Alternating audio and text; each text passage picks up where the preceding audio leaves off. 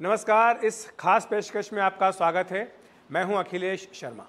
आज का दिन बेहद महत्वपूर्ण है, खासतौर से बीजेपी के लिए, मोदी सरकार के लिए। आज प्रधानमंत्री नरेंद्र मोदी का 74वां जन्मदिन है और इसी के साथ मोदी 3.0 यानी उनके तीसरे कार्यकाल की जो शुरुआत हुई थी उसमें आज 100 दिन पूरे हो रहे हैं। तो ये दो खास दिन हैं और इसलिए दो खास मौके के कारण ये दिन काफ़ी महत्वपूर्ण हो जाता है। हमारे साथ केंद्रीय मंत्री भूपेंद्र यादव जी हैं इसी पर चर्चा करने के लिए।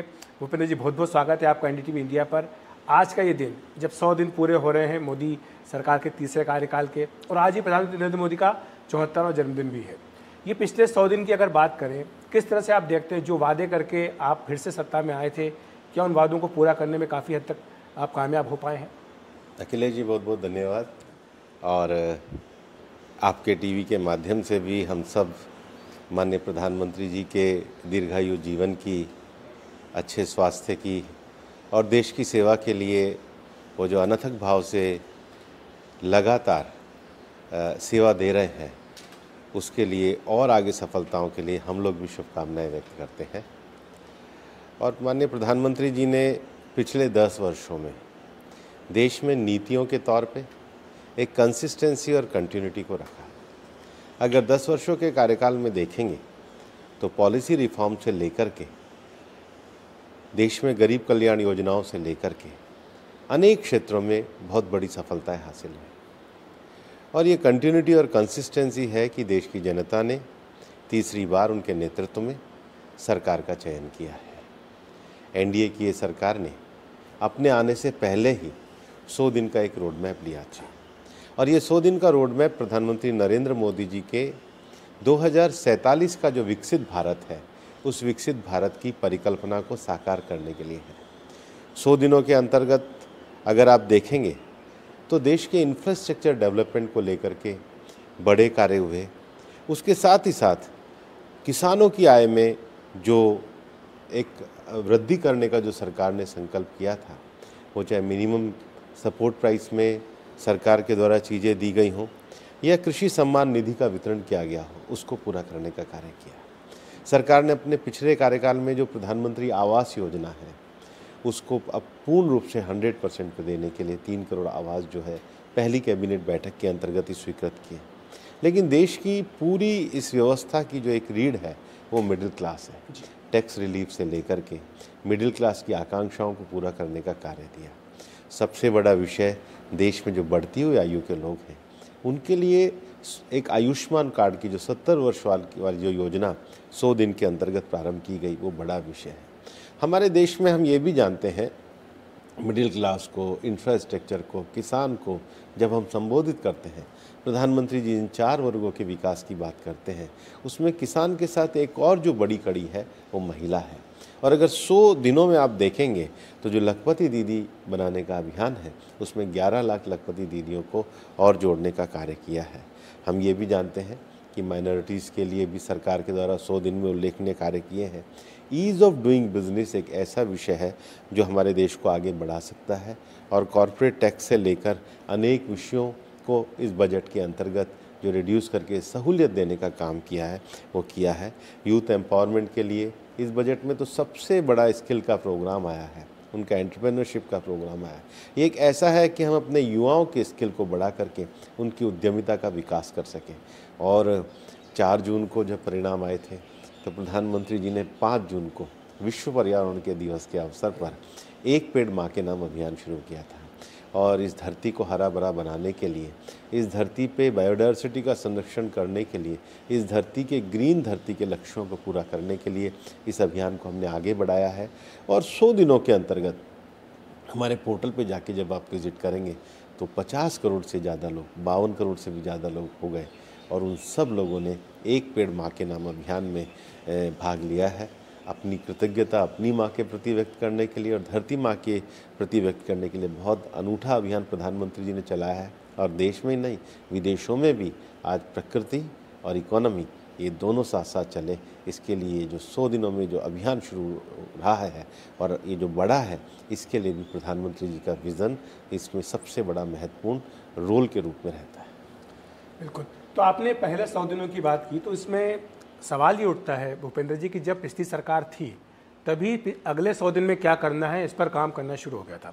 तो ये क्या आत्मविश्वास दिखा रहा था कि हमारी सत्ता में वापसी होने जा रही है, और साथ ही ये तैयारी भी, क्योंकि वो होता ही है कि जब 2-3 महीने अपने यहाँ चुनाव चलते हैं देश में तो सारा काम ठप पड़ जाता है। आचार संहिता लगती है, अफसरों को लगता है पता नहीं सरकार वापस आएगी नहीं आएगी, या आएगी तो किसकी आएगी, आएगी तो वो पिछली सरकार को के काम को बढ़ाएगी नहीं बढ़ाएगी।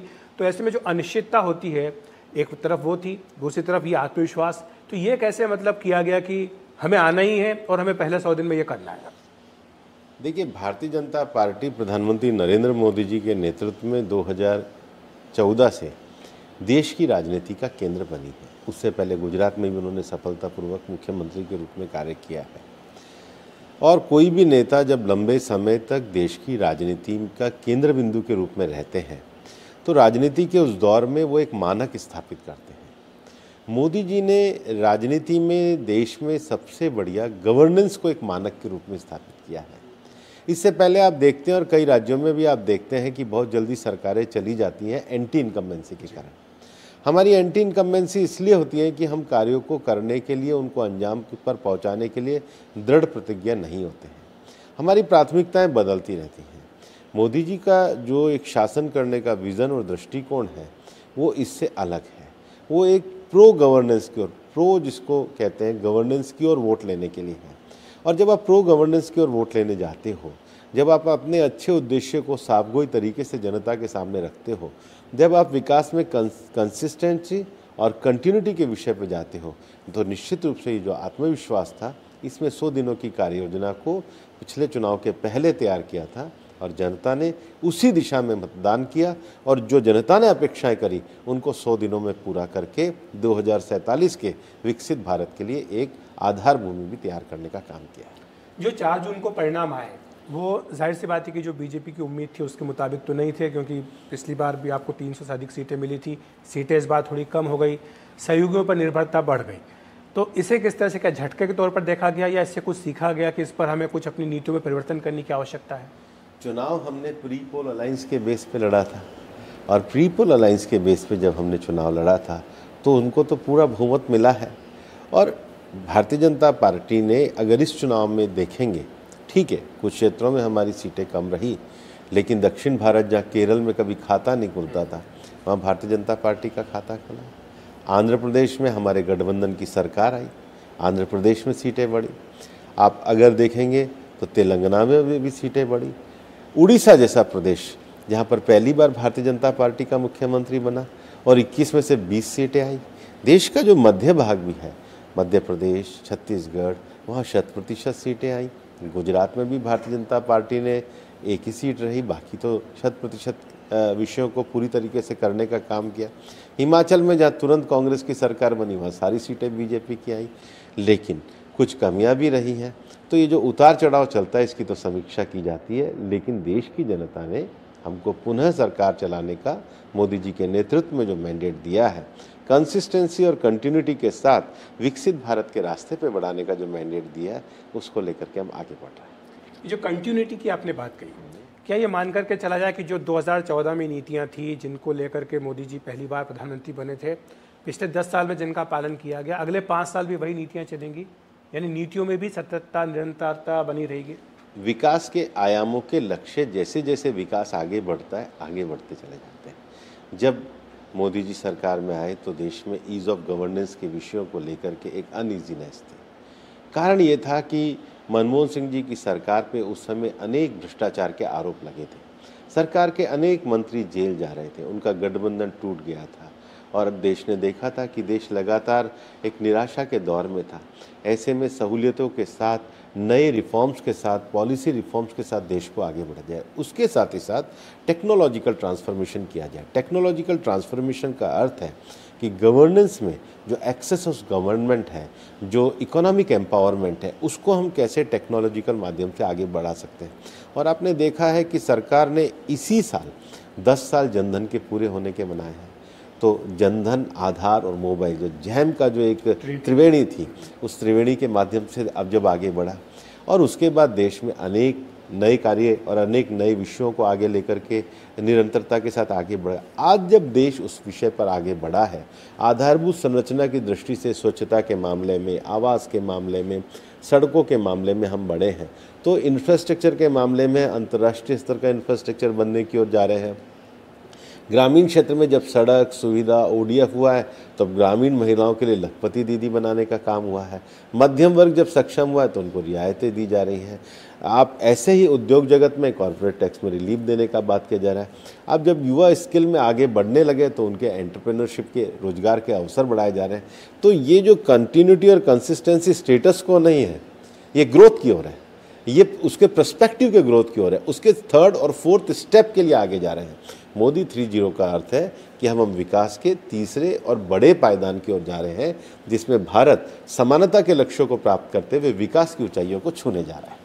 आप तो सरकार के साथ बहुत करीब से जुड़े हैं, सरकार में तो आप हैं, पिछली बार भी थे, उससे पहले पार्टी संगठन भी आपने बहुत करीब से देखा।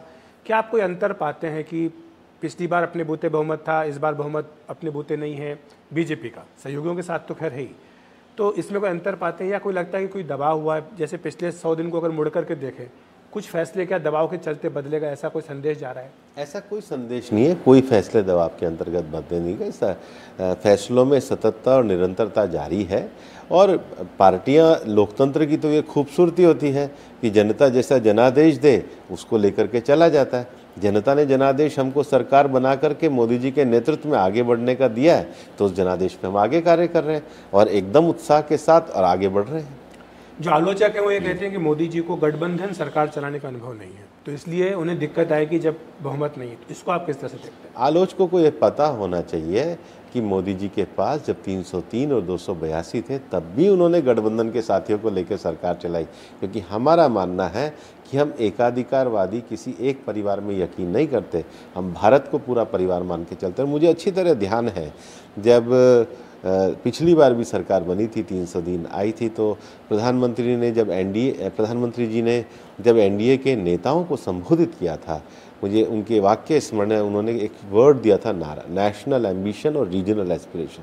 उन्होंने कहा था हमारे पास 303 है, तब भी हम सहयोगियों को लेकर के चलेंगे, क्योंकि हमारे गठबंधन के कई जो दल हैं वो क्षेत्रीय आकांक्षाओं को भी आगे बढ़ाने के लिए, उनकी आकांक्षाओं को पूरा करने के लिए काम करते हैं। और प्रधानमंत्री जी ने जब अपने कैंपेन को शुरू किया था, तब भी उन्होंने कहा था कि भारत माता के 2 भाग है, पूर्व जो है वो अविकसित रहे और पश्चिम जो है वो विकसित रहे।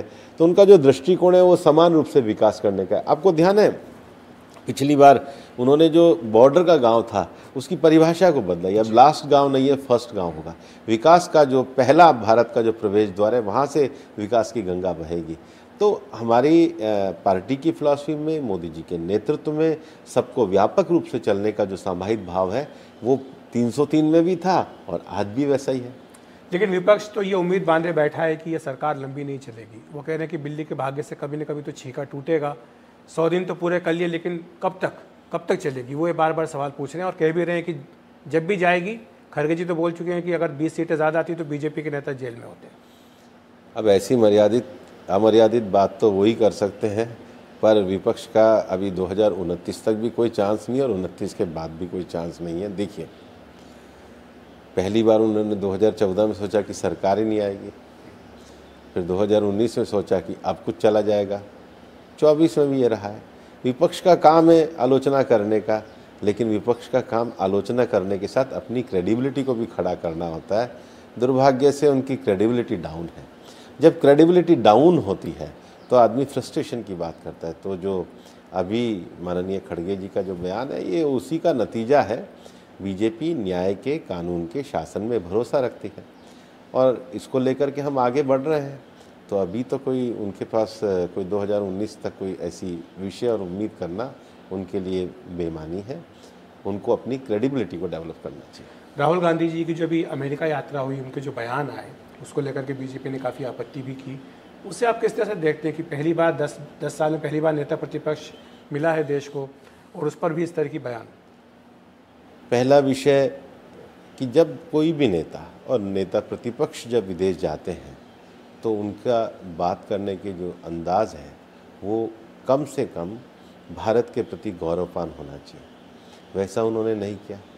भारत के लिए उन्होंने गौरवपूर्ण बातें नहीं करी।